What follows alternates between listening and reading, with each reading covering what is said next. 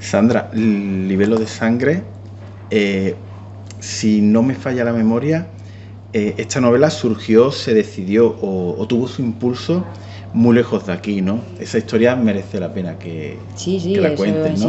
Siberia. Yo no me llegaba a decidir, dejé la abogacía, me saqué la oposición, pero luego no me llegaba a decidir porque enclaustrada con la oposición, luego una vez sacada, decir, joder, enclaustrarme otra vez con la novela, es que no me apetecía eso, ¿no? Porque ya era muy duro. Pero un viaje, un marzo, nos fuimos a Siberia y allí, pues en el medio de la nada, fue donde, bueno, con un amigo mío estuvimos hablando, fue el que me animó y me pegó el empujón definitivo. Y entonces cuando regresé, regresé, me acuerdo que fue un viernes y el domingo ya estaba sentada delante del ordenador. Luego el título es un título muy atractivo, Libelo de Sangre, que tal vez quizás la gente desconozca su significado, pero que encierra, digamos que algo terrorífico, ¿no? Sí, porque encierran infamias, eran acusaciones falsas que se vertían sobre los judíos los culpaban de secuestrar niños cristianos para torturarlos y crucificarlos y después coger su sangre y utilizarla en rituales, pues, de magia negra o rituales oscuros. Pero eran acusaciones falsas, no era cierto. Además es que un judío, se decía, ¿no? Para coger su sangre, es que un judío no podía tocar la sangre y mucho menos ingerirla. Es decir, si un judío coge un huevo y ve aunque sea un hilillo sanguinolento en la yema, es que lo desestima porque no pueden ni tocar la sangre ni ingerirla. Entonces, claro, acusar a un judío de matar a un niño cristiano para coger su sangre, para honrar al Dios que se lo prohíbe, pues es bastante incoherente, ¿no? Y se prodigaban mucho este tipo de acusaciones por lo que tú hayas podido Sí, ha habido investigar. muchos, sí. Los primeros documentados, bueno, el primerísimo ya estaba en la época griega. Un autor llamado Apión ya decía o acusaba a los judíos de llevar griegos al templo para sacrificarlos. Pero los primeros documentados de verdad empiezan ya en el siglo XII en Inglaterra y en Francia, y luego ya en 1250 fue el primero documentado de España, que fue el del Santo Niño Dominguito de Val. Pero bueno, a lo largo del tiempo ha habido muchos más libelos de sangre, modificados en lo que es el contexto histórico, y sin ir más lejos, pues el nazismo fue un libelo de sangre gigantesco. No acusaban a los judíos de secuestrar niños cristianos, pero los acusaban de otras muchas cosas, y de ahí surgió lo que surgió. Cuando descubrimos que provienes de la abogacía, ¿no? Y leemos la novela, se comprende algunas cosas de esta lectura, ¿no? Entonces, ¿qué has disfrutado más? ¿De la parte, digamos, legal o de la parte histórica? La verdad es que he disfrutado de las dos. La legal me ha costado menos, porque claro, el procedimiento al final, los procedimientos pues son un poco... No han evolucionado, no han cambiado tanto, la terminología sigue siendo más o menos la misma. Y entonces, al leerme todo lo relativo a los engranajes de la Inquisición era un tribunal. Entonces, al leerme todo lo relativo, pues lo entendía bien en lo que se refiere a las diligencias, a los trámites, a cada uno de las pautas procesales que se llevaban a cabo, ¿no? Y luego, en lo histórico, es que he aprendido muchísimo, porque yo creía que sabía mucho, pero a la hora de ponerme a estudiar me di cuenta de que ignoraba muchísimo. Y cuando empecé a leer, y un tema me llevaba a otro y otro tema me llevaba a otro, y yo me sorprendía y lo quería meter todo, ¿eh? Lo que pasa es que he tenido que discriminar, pero por mí lo habría metido todo, porque yo descubría cosas interesantísimas que yo no sabía y que no son tan conocidas, ¿no? O sea, lo digo aquí, lo puedo decir con la boca grande, porque no lo oculto. Para mí es una maravilla de libro, ¿no? Muchas gracias. Y se nota que el siglo XVII te tiene fascinada, ¿no? Al menos a mí me lo parece. Es un tiempo a mí que me sorprende, porque estamos hablando de un imperio como el español, pero que al final parece que es un decorado con unos bastidores un poco decadentes, ¿no? Sí. ¿Qué es lo que te atrae entonces de de esta época y no a lo mejor de otra donde el imperio es más boyante, ¿no? Pues me atrae precisamente eso, el contraste de ese de lo pobre que es muy pobre y de lo rico que es muy rico, es decir, y de los pocos ricos que había frente a las muchísimos a la pobreza que había. Era un lugar en donde llegaban flotas de oro y plata una detrás de otra, pero nada llegaba a la población y ni siquiera nada, y poco llegaba ni siquiera al rey, porque todo iba para las tropas, para la guerra, para los conflictos bélicos y bueno, por supuesto para el rey. El rey no pasaba hambre, a ver, entiéndeme, pero los de abajo, que eran los que tributaban, eran los que freían impuestos. Ese contraste de la pobreza y al mismo tiempo la brillantez, no solo de la corte, sino de todo lo que había por allí, que estaban todos los genios de la literatura, de las artes, de las ciencias. Por ahí estaba Quevedo, Góngora, estaba Calderón de la Barca, se estaba construyendo el Palacio del Buen Retiro, ahí iba a estrenar Calderón de la Barca su obra en el estanque del Retiro, ¿no? O sea, ese contraste entre la genialidad y el desastre total, porque la pobreza absoluta a mí me fascina, y además en aquel Madrid era muy vibrante, era efervescente. Aquel Madrid era efervescente, es mi palabra para describirlo. Uno que lee bastante, ¿no?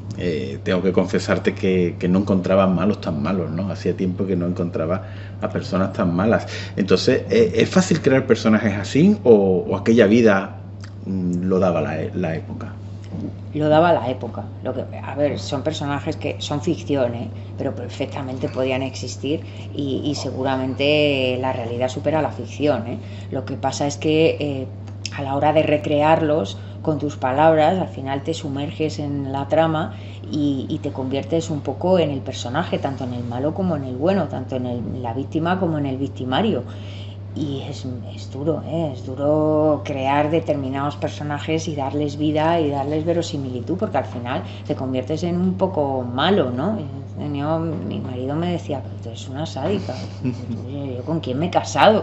Pues claro, yo no soy así, ¿no? Dice, bueno, algo tendrás, ¿no? Porque si ese personaje ha nacido de ti, pues realmente no ha nacido de mí, esos personajes existían, es decir, yo digo en mi descargo, ¿no? Pero sí que es verdad que darles vida es duro, algunas escenas han sido duras. A mí me llama la atención, porque nunca había pensado en esa situación, ¿no? Esos tercios que aparecen aquí, licenciados, ¿no? Desencantados con el Estado y que no se adaptan a volver a la vida en sociedad, ¿no? ¿Tú has leído que eso fuera un problema para Sí. el Estado? Sí, desde luego en Madrid era un problema. Además es que había mucho problema con el tema de los soldados, porque claro, ellos efectivamente no se reincorporaban al mercado laboral, era muy difícil, ellos estaban acostumbrados a matar, esa era su profesión en el campo de batalla y nadie les contrataba, y encima muchos de ellos estaban tullidos, ¿no? Les faltaba un brazo, eran mancos, les faltaba algo. Entonces no les daban trabajo, quedaban abocados a la indigencia o a seguir asesinando como asesinos a sueldo. Entonces claro, encima de haberlo dado todo, haber dado toda tu vida y encima llegar lisiado, luego llegabas y nadie te ayudaba.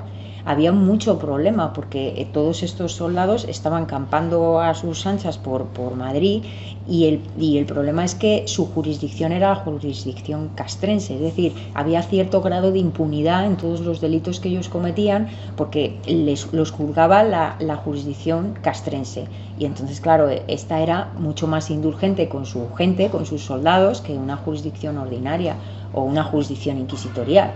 Entonces todo lo que hacían, bueno, pues quedaba como impune porque, bueno, pues porque ellos tienen la violencia en la sangre y, bueno, se tienen que desfogar, ¿no? Y el miedo, o sea, en Madrid había un miedo cerval a los soldados. Todo el mundo les tenía mucho miedo. Estamos hablando de una novela donde podemos ver mucha miseria, pero entre la miseria aparece el amor y la amistad, que eso es lo que yo he querido entender, ¿no? El amor y la amistad como un rayo de luz en todo el escenario que tú planteas, ¿no? Sí, el amor y la amistad, porque al fin y al cabo toda la novela pivota sobre eso, o sea, cierto que pivota sobre un libelo de sangre, pero también sobre el amor que siente Alonso hacia sus padres y por los cuales hace todo lo que hace y pasa todo lo que pasa, y luego el amor, la amistad, ¿no? de Juan y de Antonio, los dos pícaros que acompañan a Alonso y que no tienen nada que ofrecerle salvo amistad, pero le ofrecen eso, amistad, y es lo que ayuda a Alonso a sobrevivir, a seguir adelante, y es lo que le mantiene en pie para hacer lo único que quiere hacer en esta vida en esos momentos, que es rescatar a sus padres. No podemos olvidar hablar de la Inquisición, ¿no? A mí me ha sorprendido mucho porque, a pesar de haber leído sobre ella, tú aportas datos interesantes que no desconocía, ¿no? Y me ha llamado mucho la atención sus formas de proceder tan meticulosas, pero luego tan falta de rigor en muchas ocasiones, ¿no? No sé si a ti te ha sorprendido mucho leer sobre ella.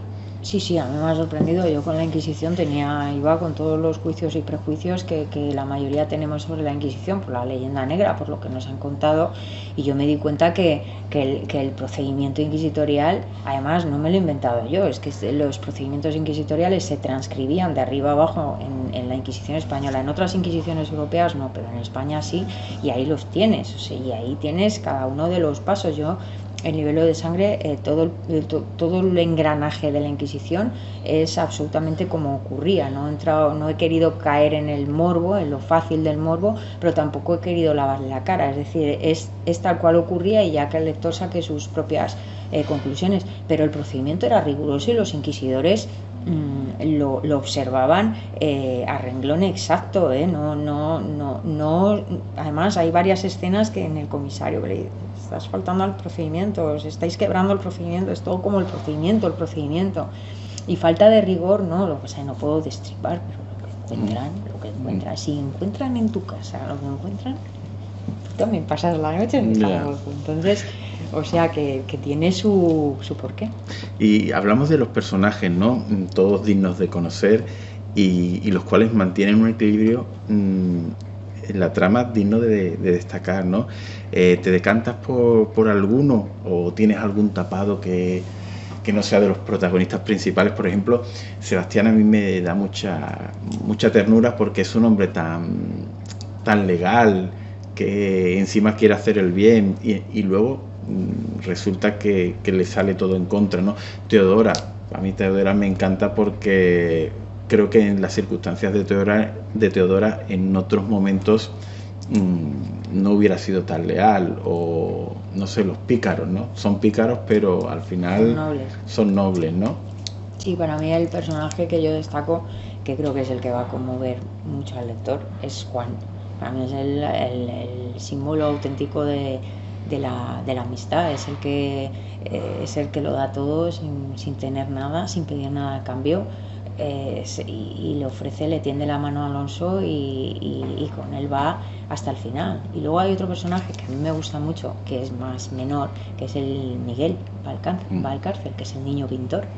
Porque este personaje, mi padre pintaba, ¿no? Y bueno, es mi tributo a mi padre, ¿no? Entonces